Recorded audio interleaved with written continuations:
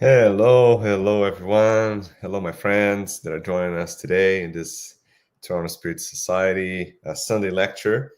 It's such an enormous pleasure to be here with you guys again. This beautiful sunny day here in Canada. We're starting the spring. We're starting this new cycle of life that our planet goes through every spin around the sun. And today we're going to be talking about a lot of interesting things, and we're going to touch on one of my favorite topics, which is talking about Paul. And we're also going to be talking about Abigail. We're going to be talking about Stephen, and what can we learn about things, for example, that Abigail said to Saul, and we can use that as a Paul and Stephen book, right? So we're going to talk a lot about that today. So for everyone that's coming in now, I see Leo is already up, and good morning. Good morning, Leo. It's nice to see you here. I see a bunch of people coming in. Thank you, everyone, for joining us. Yeah, Marita's here too. Good morning. All right, so little hands there, everybody. And today the lecture is by this person here, Marco. And thank you all for joining, as we do every Sunday in our Toronto Spirit Society. We're going to start with a little reading from a passage, a prayer, and then we're going to go straight into our lecture for today. Okay? Let's make this as fun and exciting as possible. Okay? All right. So I'm going to start with a reading from the book Our Daily Bread. And Chico Xavier and by Emmanuel. And we're going to talk about, on chapter number 180, believe and press on. So this is how the passage goes. Just as you sent me into the world, I have sent them into the world, Jesus says. My friend, if you have embraced the Christian spiritist task in the name of the sublime faith, thirsting for a more uplifting spiritual life, remember that the Master has sent you renewed soul to the vast field of the world in order to serve him. You are not only to teach the way of the good, you are to act in accordance with the lofty principles that you proclaim. You are to dictate worthy directives to others, but you are to heed them as well. You are to proclaim the need for courage while sowing joy and blessings, even when you are misunderstood by all. You are not to be content with simply handing out coins and immediate relief. You are to always give a bit of yourself to whomever is in need. You are to not only forgive, you are to understand the offender, helping him to her to get up. You are not to criticize.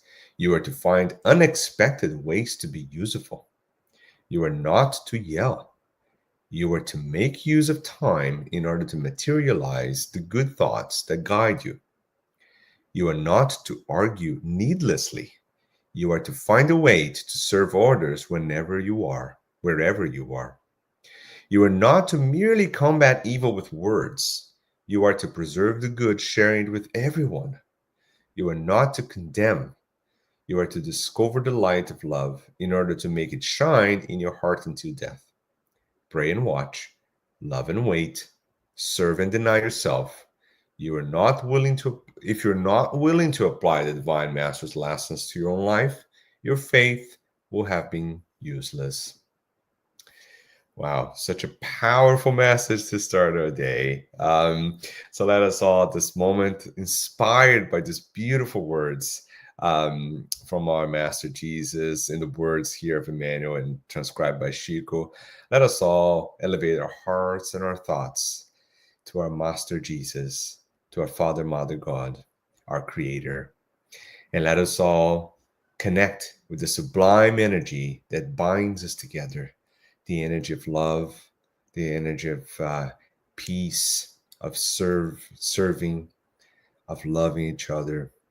Let us all connect and unite our thoughts and ask for the blessings for today, for this lecture, for this day, for our lives, and for everyone around the world that are struggling so much in so many different things: poverty, hunger, war, whatever it is. Let us all think about them. And we Thank you, God, for all the opportunities we had. And may we all this own opportunity now to grow and to improve ourselves. So be it. All right, everyone. So let us get started on the lecture today. So today we're going to be talking, I'm going to be bringing some highlights from the story Paul Stephen, but I'm going to be focused specifically on something that Abigail says to us in the book, which kind of matches almost perfectly with what we heard now from our daily bread. But let us give a little recap, right, of what we're talking about in Paul and Stephen, right? So this is an absolutely amazing book. And you can find it translated. This is a book by Emmanuel that describes in detail some of the stories and the background information that we don't have available very often, right? About Paul of Tarsus, right? And even from the beginning of the book, if you have a chance to read it, I will highly recommend. We've certainly had our multiple rounds of reading this book, which is something that you see happens quite often. It is a beautiful story because it connects very close to who we are and all our issues and struggles and challenges, and how do we overcome this, right? Even in the beginning, the preface by Emmanuel is going to say that something that I find very interesting is that he says the call for the ministry sometimes arrives subtly, unexpectedly for most people, and however we are resistant to the Lord's generous invitation, right? So this is such an important message, because you see, even for the story of Paul, right, or Saul, that changed himself to Paul, Emmanuel's telling that for every one of us, we always have those calls. We always have this calling for in this case, for serving or for the ministry, as he uses as a word, right? And this comes unexpectedly. It comes in subtle ways, and it comes with hints and clues that sometimes we have to take the lead, and we have to do our job, right? And just exactly what we heard from our daily bread.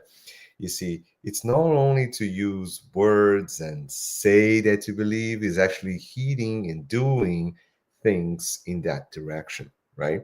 And I think there's no one else in the history that did it so incredibly close to us as Paul, right? Because he describes, particularly in this book, all the struggles, right, that come along with a transformation, right? So it's not as easy to say, yep, I'm going to wake up. It's like, when you're doing dieting, right? To say, we're going to start tomorrow. Tomorrow, I'm going to stop eating everything. I'm just going to eat healthy, and, I'm going to eat salad all the time. This is me. This is new me. And we're starting Monday morning, right? So that is interesting, right? Because that's exactly what transformation is, right? It doesn't work that way, right? There's an enormous amount of effort and change that has to come within, and then also struggling with the challenges of a change, right? And we all been through this, like even in tiny little things to the most dramatic things, right? We always come with there's always some of that pushback and challenges, and commitment and the energy that you need to implement to get things to move. We hear this in stories in the news too, right? So many of us transform their lives, or through healthy lifestyles, or to acting on the good of others, and being, leaders, and, religious or not, or political, whatever that is. We see stories of these transformations, and which is really a call for action.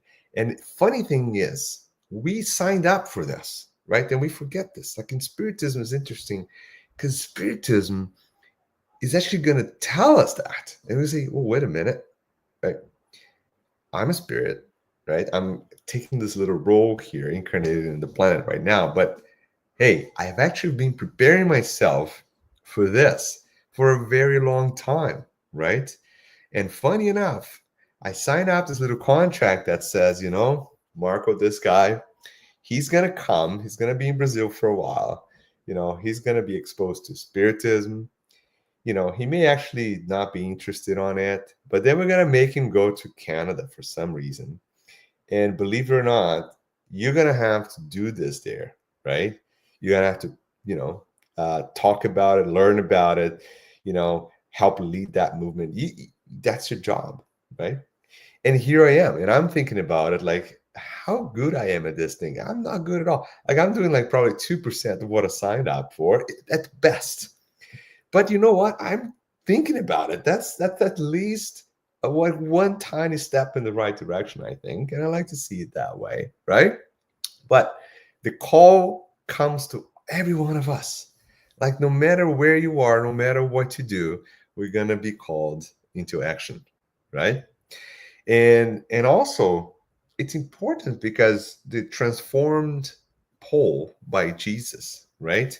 It emphasized the fact that this the changes at the highest, the most sincere changes come in with the challenges and struggle that are underlying some of those changes, right? It's not easy to change, right? And that's what we're going to hear from Abigail coming up in a minute, right? But let's talk about the story basically in summary. And I'm not going to tell you the whole book. Of course, this is an interesting, I wanted to read, but also it's a very long story, full of details in every line. But, we're talking about Saulo, which, is, someone who obviously thought to revere his religion, right? Revere his past, his people. Has a great oratory, very powerful and strong man, has the ability to convey messages in an incredible way, very tied to his religious principles in Judaism more at that time, and of course a very important figure in this story, right? Jeziel, which eventually will become Stephen, right, reveres the Master Jesus' faith and humbleness and serving, right? And then we're going to hear about, Abigail with the JCL sister, right? In this interesting story, right? So Stephen first, right? Let's talk about Stephen. Because without Stephen, there's not going to be Paul, right? That's a fact, right? And I think we kind of forget about that too, right? Paul's transformation is incredible, right? But the role of Stephen and Abigail into that transformation cannot be overlooked, right? Because both of them were there to support him, right? To support that change, right? Into Christianity or to following Christ at that time, right?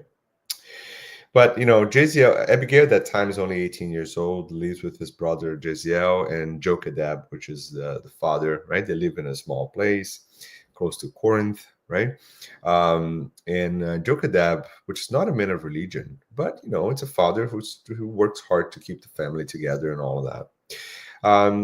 Some struggles happen, and obviously during that time, Licinio, which is the Roman administrator for the region, right, starts some expropriations of land and starts to, push a little bit more the locals, right, at that time, and that creates a little bit of revolt, right?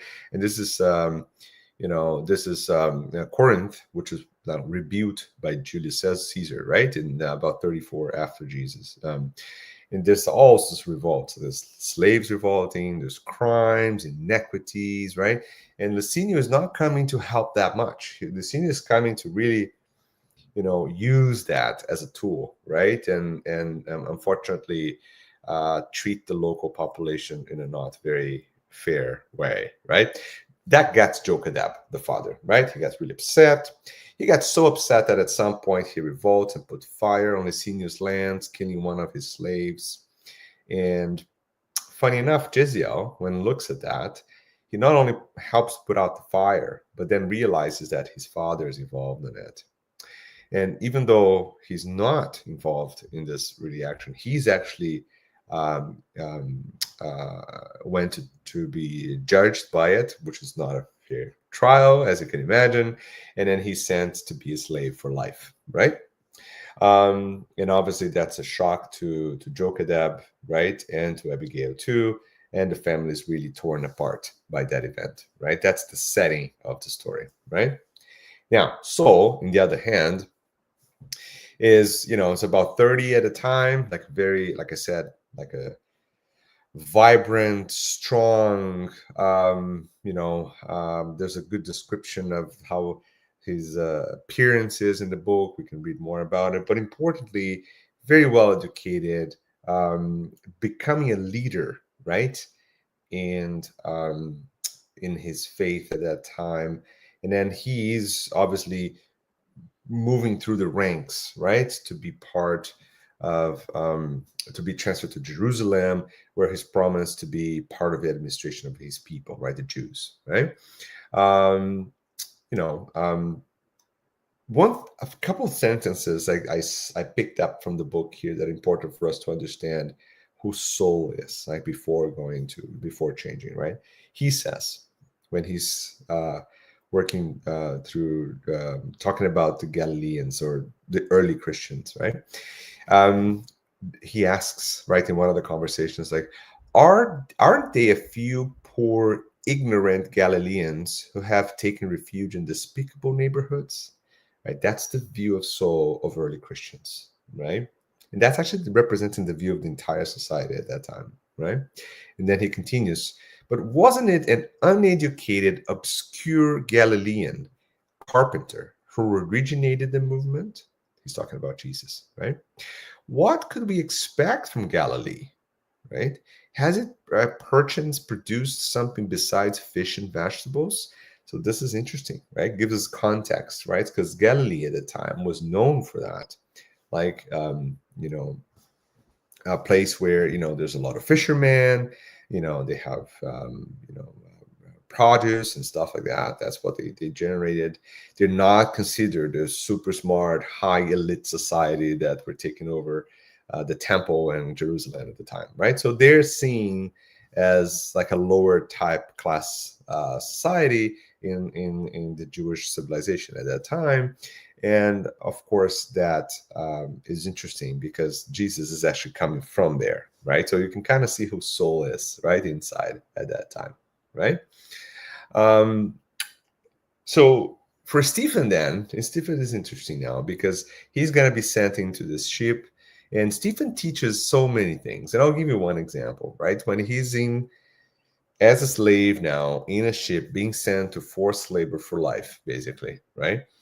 Um, he meets so he meets one of the well-known man, like one of the guys that were traveling in the book. His name was Sergio Paulo, very powerful person, and he's taken by the plague at that time, right? And no one wants to take care of him except this slave, Jeziel, which is for now going to be Stephen, that decides to take care of this guy who is his captor in a slave ship going to forced labor. Now you can think about who Jeziel is, right? He's lost his family, he's dead, his lands, he's unfairly trialed and sent to slavery for life. And what he decides to do, you know what? I'm going to take care of this guy with the plague. I may actually die from it, but I'm that selfless, right?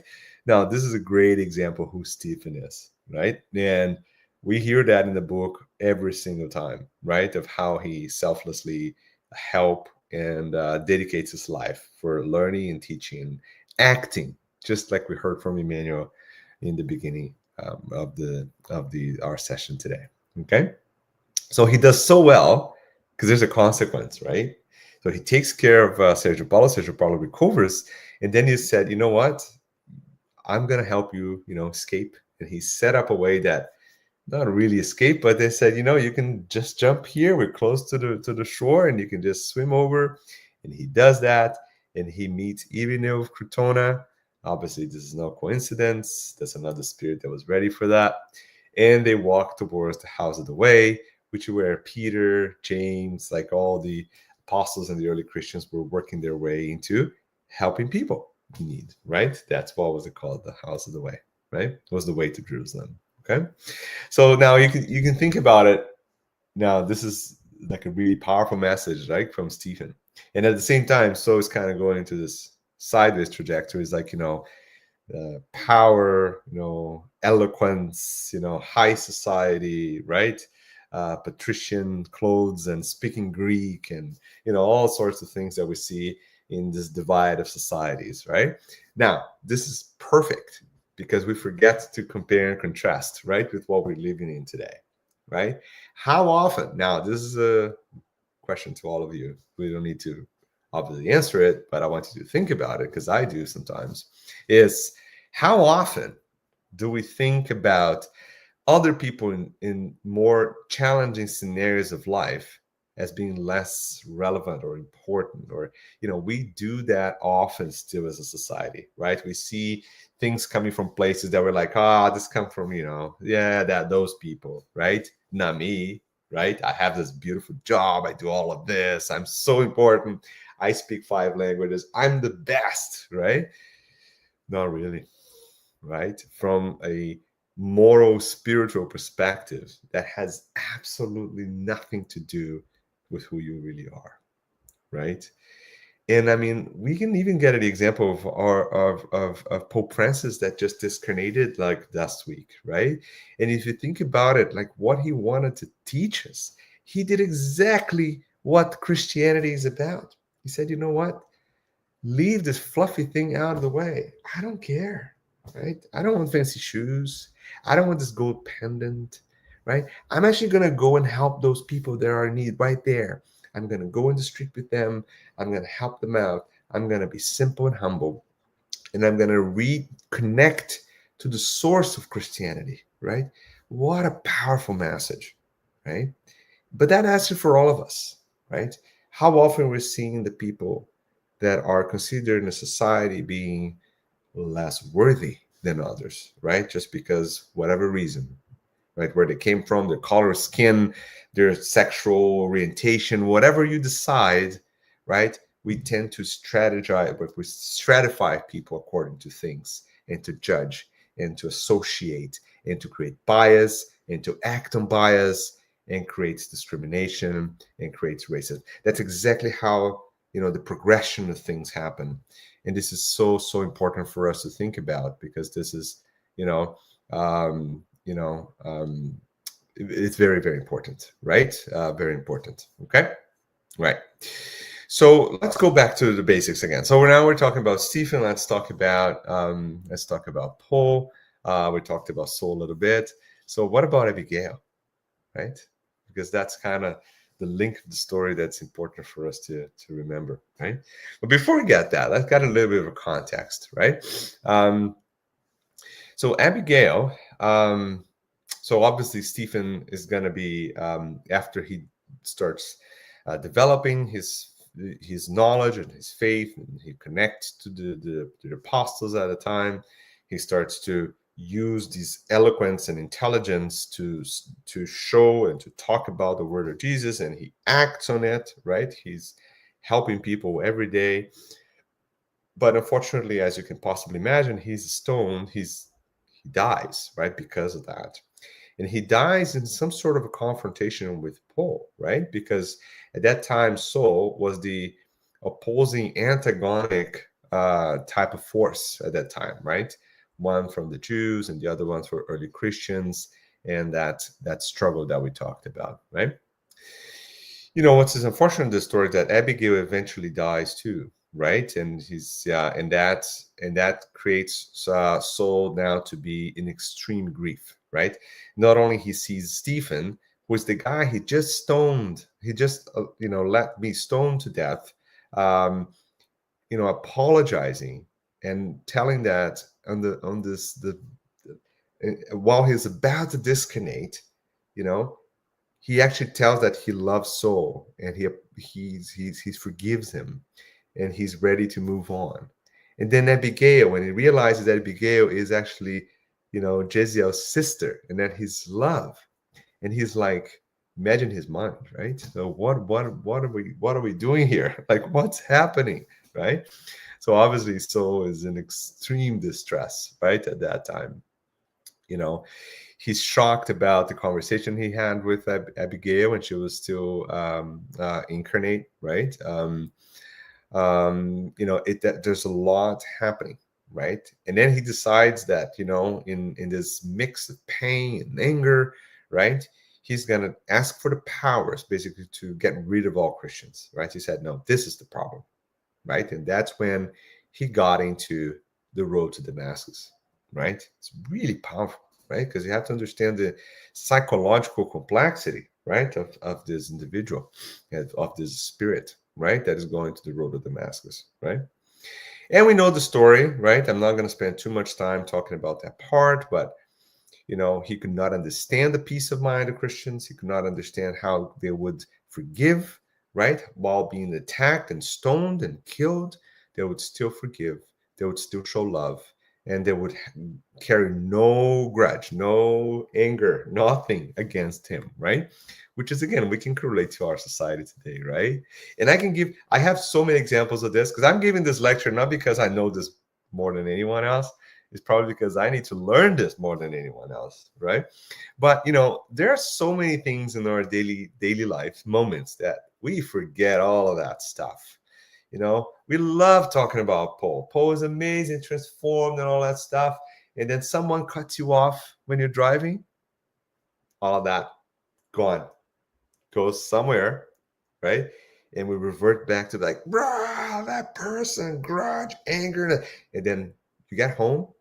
Now you're angry at your family now for no reason, just because that energy that you acquired in that single moment in time survives in you and drives you now to spread this anger to everyone, right? Or an episode in work, right? It's like you're working, someone did something, an email didn't work, like a strange email comes from your boss, and you're like, this is like the worst thing that can happen. And then that negative energy, that revenge type anger, bitterness, right, takes over, and you forget about all this thing about loving one another, helping one another, caring for others. Who cares, right? Right now, I just want to be angry, right, on my own, right? And we carry that like it becomes part of us for a while until we're able to cope with that, right? And everyone has its coping strategies. We can, there's many different types, but there is an urgent need for us to think about this, right? Because this is kind of the same energy. So we see the road of Damascus as this beautiful Jesus comes and shining light, and bam, pose a new person, right? It was not like that, right? It was not like that. Okay. There's a lot more to that story, right, than what we think, right? And I want you to reflect on our own stories, your own stories. Like, think about your own day-to-day things that you do, and you can see how often we go through the struggles, right, of knowing something, not doing something, or going against something that we know, and kind of going over and over all over this, right? So Saul is a very, very complex character, right? Who's struggling a lot about what he believes, the new information he has, right? And what he's doing, right? To the Christians, right? It's a struggle, right? So he starts to think about his life. He starts to think about Abigail. He starts to think about Stephen, and how can someone forgive each other that is actually about to kill them, right? By stoning, right? So, all of those things cannot disappear from his mind, right? And that incredible complexity is the explosive moment that we see when Jesus approaches him in the road to Damascus. But that does not end there, right? And that's kind of what we also forget, is that changing is a daily thing. You can ask about anyone who decides to change anything in their lives, even if it's like behavior or addiction or habits, whatever it is. Just talk to someone and ask them, like, what is it, right? It is actually not what we typically think. It's not just saying, yeah, I'm going to be a new person tomorrow. No, it's a daily thing, right? It's waking up every day and going to bed every night and saying, what did I do wrong today? What can I do better, right? What did I learn? What did I actually put in practice? Let's be happy for that, right? Were you able to hold off on one email that was going to start up a whole array of negativity around the world? Oh, that's amazing. Good job for you. Were you able to hold that single word that was going to poke at someone and make that person miserable? Kudos. That's awesome. Let's celebrate that. But tomorrow it's going to be more. And the day after too, right? And then the next day, right? And I think that's what collectively, as Christians or Spiritists or Catholics or whatever your background is, we cannot forget that, right? And you can think, I really want to bring, like, because I'm a really big fan of Pope Francis, like of what he's done. Like Catholic Church brought to where I am today, right? And a lot of Spiritists are like to say all these negative things and interpretation about other religions. That's, yeah, sure. We can have a whole, like we can have a whole month of seminars about different interpretations and different religions and the pros and cons and whatever. That's irrelevant, because the reason why I am a Spiritist today is because I was taught Jesus, right, by my great priests that helped me, right, to get where I am, and the groups of young Christians that I participated in, the trips and the community and the songs that I sang, about Mary and all that stuff. Like, this is who I am, right? So think about Pope Francis then for a second. Do you think it was easy? Do you think he got into the Vatican City and said, well, because that's an administration, right? That's not like everybody praying and eating beautifully. No, that's actually like almost like a business enterprise, right? There's money in, there's money out, there's organization, there's a complex array of things that it comes under the administration. It's like almost like you're a president of that environment and the entire church community, right? Now imagine stepping in there and kind of, implementing changes that are, imagine getting in there and saying that, yeah, so, gay people should be blessed the same way like non-gay. Well, that makes total sense, right? It doesn't matter. Like, who cares, right? But he said that. Now, do you think that was easy, right? Do you think that was simply just going on the microphone and saying, no, that requires a lot of work, right? For every tiny little thing that happens, it requires a lot of work. In our lives, same thing, right? It requires effort, right? And now we're going to go into what Abigail tells him, right? Because in the second part of the book, chapter 3, Abigail and Stephen now come back to Paul now, transform Paul, right? To help him out. Right? Now, think about this. So these are the two spirits that Paul, directly or indirectly, forced to discarnate at that time, right?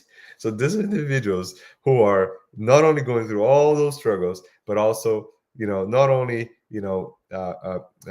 accepted, forgave him, and now only come back now to help Paul on his transformation, because they know the struggles of the mission and they know that they're there to help Paul, right? That's beautiful. So they come back, right? And they come back in the point that Paul was really like down. How down? Down to the point that he has no friends, family, no place to stay. Literally, he has nothing, right? And then think about this for 1 second. This individual decided to go through all of this for the simple fact of accepting the law of love that Jesus brought. That's what's it. He said, yep, that's it. I follow Jesus. I got it. That makes total sense. I'm going to, not only that, I'm going to proclaim my faith, right? That's what he did. What about us, right? Now, I'm going to make you reflect too, again, because I like those reflective moments, right? How often you're presented with a struggle that you have an option and is the most perfectly sensible option, but there are going to be a consequence. And then there's the easy way out, which is just an enormous door showing up in your side that, may not be the best option, but, you can kind of, deal with it. Like, go, no problems. Like, easy, right? I'll go here. How many times we pick the easy versus the right, right? But now, what we don't forget is that that same door decision, right? And the same right versus wrong, easy versus right. This happens 1 million times on your week, right? It's not a single moment in time. And if you condense the story of Paul into a single moment in time that Jesus show up, talk to him, show the light, he's transformed and he's blinded by it, we have a problem, right? Because that was the time he said, yeah, maybe I should go to that door, right? But then after he makes that decision, it's going to be very difficult. So yes, making the right decision is difficult. You may actually deal with a lot of consequences, but morally and spiritually, you're transformed, right? And then whatever struggle it is, that's what Abigail is going to come back to help solve here, Paul now. We can deal with it because we have to think about our future life in eternity, right? Not into the single little bit of time that we're going to struggle with our decision. And believe me, just like Abigail came back and Stephen came back to help Paul, every single spiritual friend in the spiritual world will help you when you make the right decision. They're going to be all over you. Talk to them, pray to them, thank them. They're all around you. Never forget that. You always have support. You always have support. And there's always going to be positive consequences for making the right decision. May not be tomorrow, though, but it will happen. It will always happen. And that's what, we start to get the really in-depth learning, right, from this story here. So here's what Abigail is going to tell him. So here's now Paul. No one, his friends don't care about him. He has nothing to, like, the temple closed the doors, like, get out of here. He can't show his face in the street. He's being humiliated by everyone. Not even his family cares about him anymore. That's it. This is him, right? So he's weeping, right? And then Abigail comes as a spirit now, right? Say, get up, Saul, right? And Stephen says that. What is it? You weep? Asked Abigail swiftly. Would you feel so discouraged when your task has just begun? Ha! Look at that. They're coming from the spiritual world, and you're expecting them to say, Paul, that's no. Do you remember what Emmanuel said to Chico? The same, right? When Chico's like, hey, wait a minute, I have to work, and I'm not seeing well, and I'm kind of writing, and I'm, struggling. And then Emmanuel say, there's just 400 more of those to write. Relax, right? We're gonna do this 10, and then there's gonna be 100 books, and then there's probably gonna be another 400 books. Why are you complaining? Right? And then they continue. Now Saul stands up, right, weeping and crying convulsively, according to Stephen here.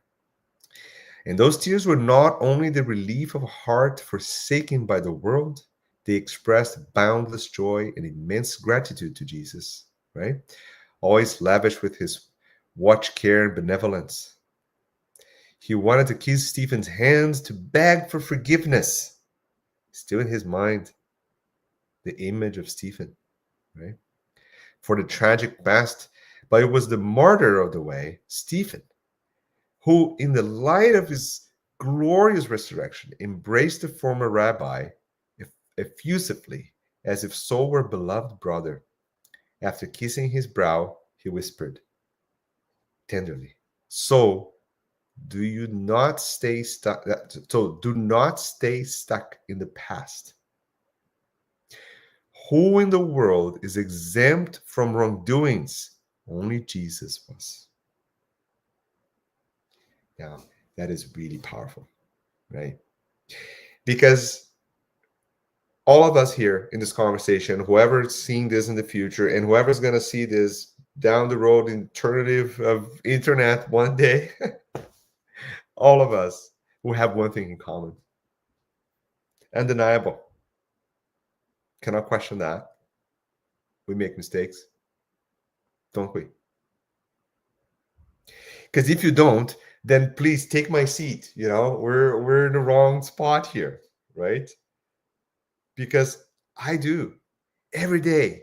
I do it with my kids. I do it at work. I do it when I'm driving. I do it in my mind. I do it all the time, right? But I think about it, right?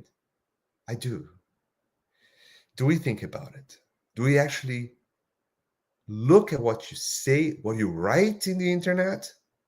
Do you look at it? And maybe think, should I write this? What is this going to create in someone's reading it? What is my goal? Right? What is this energy coming from inside of me? What is this burn? What is it? Is it the burn that tells me to change?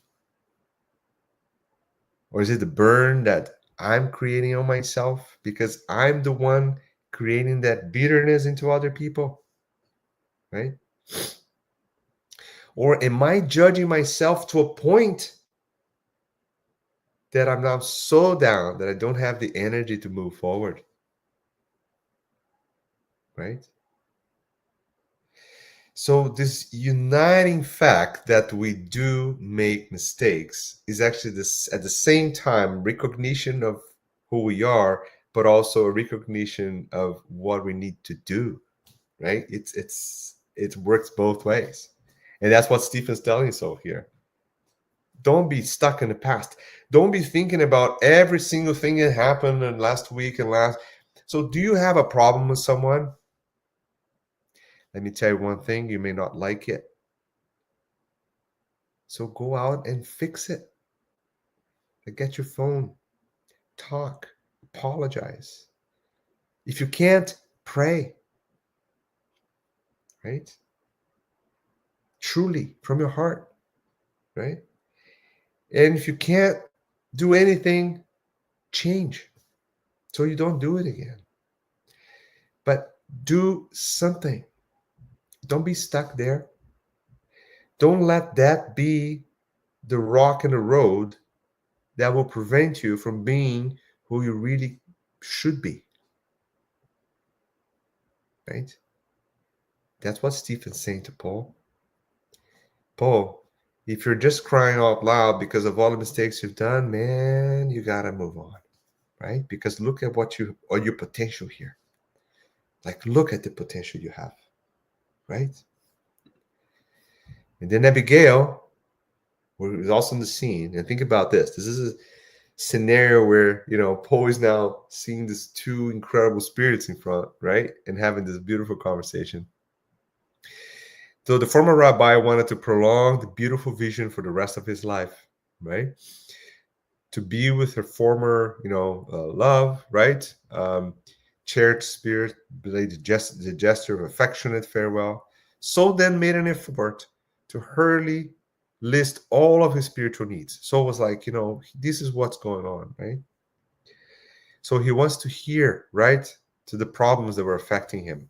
So anxious to make that most of the smallest time he had meeting those spirits, right?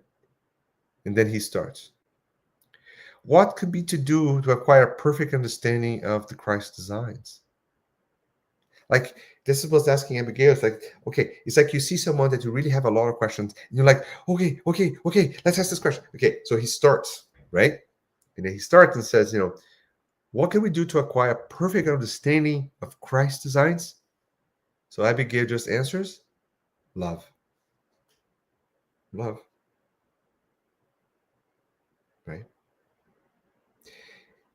And she continues, right? But he continues, but how could we proceed in order to grow richer in these divine virtues? Right? And then she said, Jesus orders us to love even our enemies. right? So that's another hit, right? Spiritually speaking, it's like, this is what you need to do. You know that, right?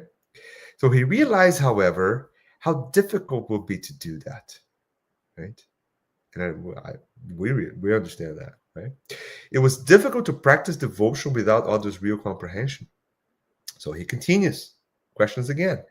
What could he do for his soul to reach such an elevated expression effort to Jesus? In other words, he's asking Abigail, what do I need to do to be like you? Right? And then she's like, work, right? Exclaimed her, right? Kindly. And Abigail was right. It was necessary to work for her inner progress. He ardently desired to do so, right? And talking about Paul now. For his reason, he had isolated himself in the desert. Remember, he thousands of days. But when he returned, he felt a struggle, right, of going back to that environment, right?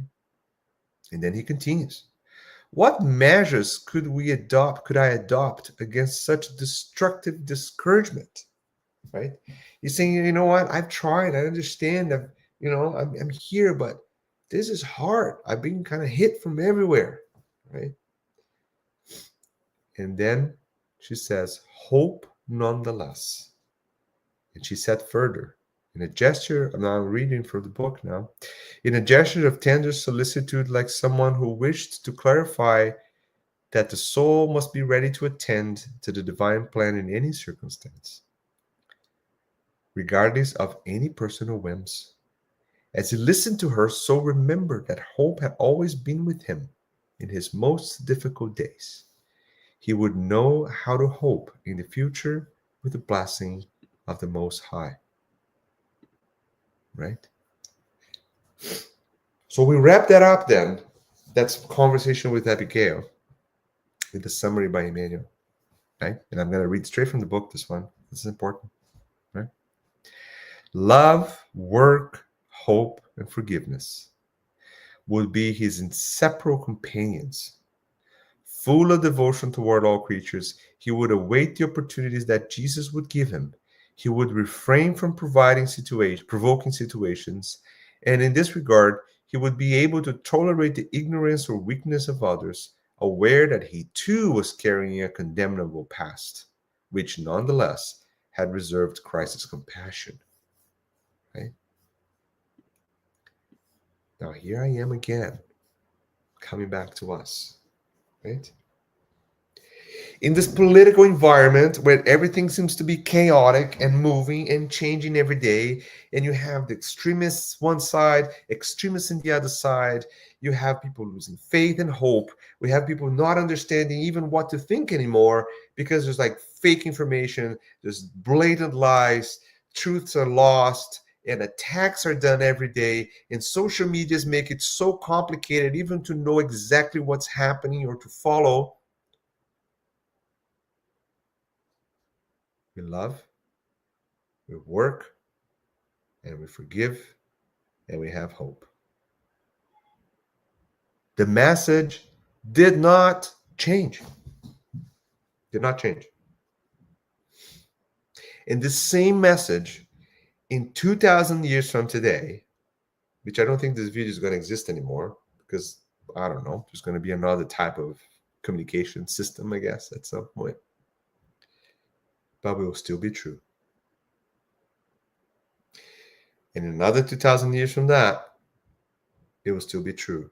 No matter where we are, even if we're not in this planet anymore, even if life in this planet completely disappears as a human type body existence and we are just spirits, it's still going to be there. And it's still true. Right? So, particularly moments like today, the message from the transformed Paul, which embodies like a true example of what it means to align ourselves with the principles of Jesus. It's true.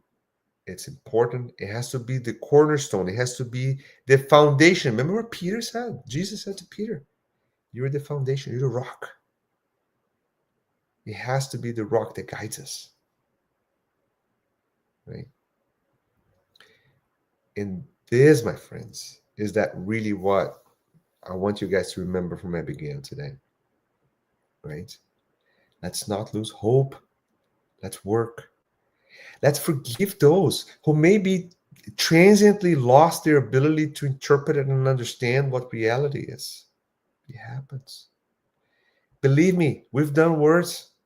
Maybe not in this life, maybe a life before, right? I don't know. Who are we to judge, right?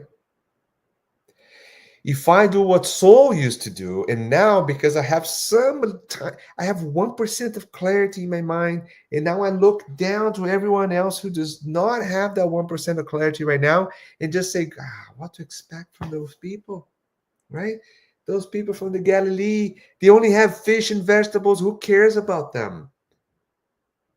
Oh, those people from those political party, they all think about that. Who cares about it? I hate them. We're doing the same. We're doing exactly the same, right? And some of us are still stuck into Paul being like, oh, Paul had the light of Jesus to change his life. No, like, stop that, right? If you really think that was the light of Jesus that changed Paul, that's it. That's when it hit. The light showed up and bam, then we have a much bigger problem we have to talk about. Because it was years and multiple existences of work, relentless, to be ready at that moment to realize that you're ready to make a change. And then follow through with everything that happens after you make that change. Right? This is what the story of Paul is. Right? And knowing that you have support and knowing that making the right decision is always the good way to do. And imagine that, yes, there will be struggles. Yes, there will be consequences. And then, yes, one day, I don't know when, I'm going to look back and I said, thank God that I had the courage, the willingness, and the faith to actually do what I had to do. Right?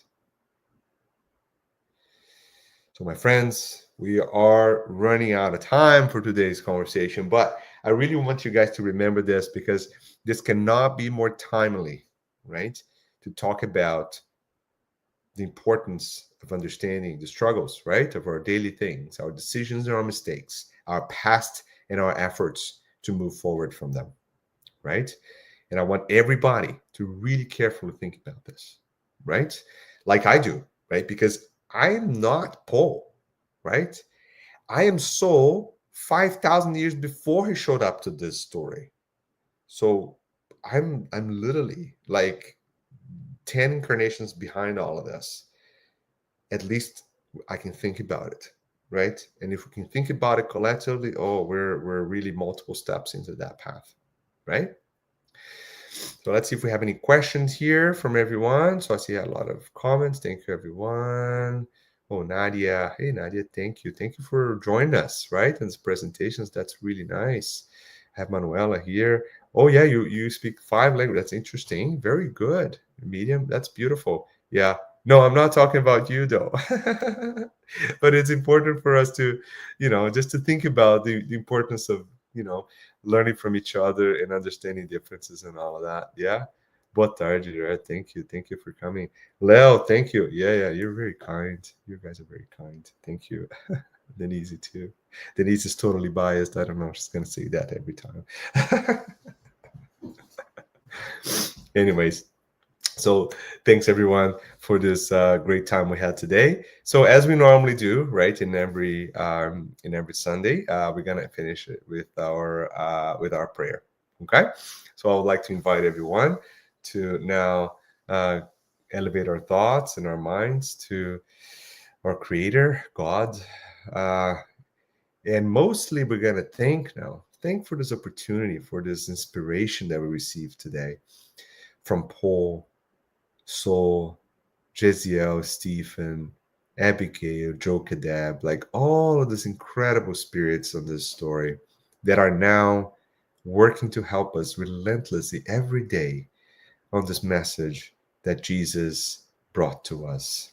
And may we all together, united in that same message of love, continue to do our little participation, our part, our co creation, our job into making our home, this tiny little rock floating in the space, a better place for everyone that is related to it. So be it. All right, everyone, you have a wonderful Sunday. I wish you all the best. And for those who are seeing this afterwards, thank you again for watching. And there's a few things I just want to remind everyone. We're going back to our home physically next Sunday. Toronto Spirit Society is moving to a new location here in Toronto, and we're going to be streaming from there, hopefully, if everything goes well and the stream works.